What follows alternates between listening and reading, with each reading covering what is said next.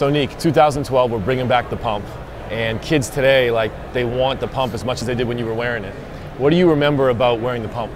Well, you know what, the biggest thing I remember most is the campaign Michael Jordan I had between the pump and the Air shoe, and it was a friendly rivalry. We had a great time with it, but more importantly, some of the accolades I've got by wearing the shoe. I won the slam dunk contest with the pump, so it was just a fun time to wear the pump, and I wore it for quite a while, and it's really nice to see it come back.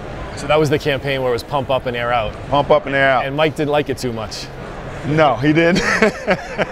He didn't think too kindly about that, but it was a friendly thing. It was nothing in disrespect. So. Yeah. So this shoe was, I think, you won your second slam dunk contest. Second slam dunk contest, yes. Yeah.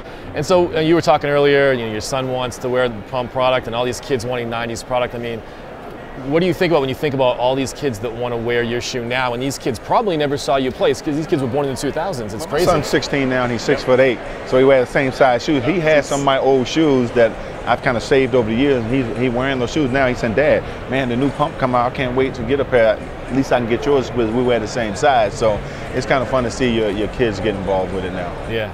And so we talked about one commercial. You had a commercial where I was talking about how many pumps it takes for you to be right when you get on the court, and it was you, Danny Ainge, Digger Phelps, and Doc Rivers. Doc Rivers. Yeah. Do you remember doing that? Do you remember that shoot? That's a long time ago. Yeah. But that was a fun shoot. We had some great people doing that shoot. So it was really the start of really elevating the pump shoe.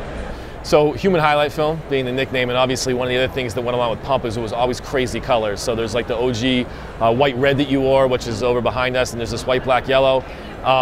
Did you like to wear like bright colors? Obviously your game was so flashy. I like colors, but the colors had to match. Yeah. But in today's world, it's just like you said before, it's more color, more color, more color. Yeah. It doesn't really have to match. Even I've kind of adapt to that, so I kind of wear all different types of colors. And I think it's very cool to see the kids, you know, really get involved with the fashion of the shoe. Because it's come very mainstream, it's a lifestyle, it's fashion. Yeah. And so now when you look back and you think about wearing pump, do you have any, besides the slam dunk, do you have any other memories of wearing pump that you can recall? Or? Well, you know, I used to keep 2 or 3 pair of pumps with me when we would play on the road, and because I would go through them so fast. But it was funny because when you actually pumped the shoe up, it gave you more support. Yep. It really did. Yep. Especially when you wear the shoe for 4 or 5 games, it get kind of loose. So when you pump your shoes up, it gives you that more custom fit. Yeah, I mean, it became such a fashion statement. Kids today wear it like they wear their jeans tucked in, the tongue out. But what a lot of kids don't realize is it really worked. It was really a technology to begin with. Well, it's fashion now, and you know, fashion is what it's about in today's world. But back then, the shoe, the technology really worked. It wasn't just for fashion. It really helped support the athletes. So it's pump and human highlight film. It's synonymous. It's like marriage in heaven, right? Yeah, you know, one of the first guys to really take pump to the next level. So I think I'm stuck. Now, if you put those on right now and pumped up, could you do any dunks from the dunk contest that you won?